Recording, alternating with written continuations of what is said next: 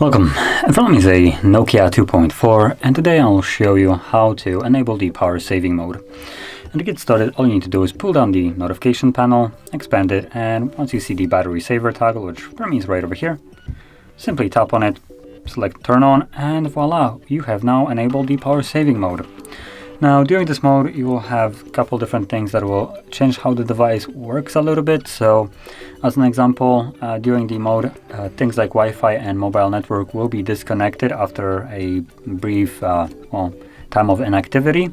So if you're experiencing that your, for instance, notifications from like Facebook or whatever are not arriving as they should, that is because of the power saving mode. But once you disable it, it will go back to being normal. So that is how we would enable this, and if you found this very helpful, don't forget to hit like, subscribe, and thanks for watching.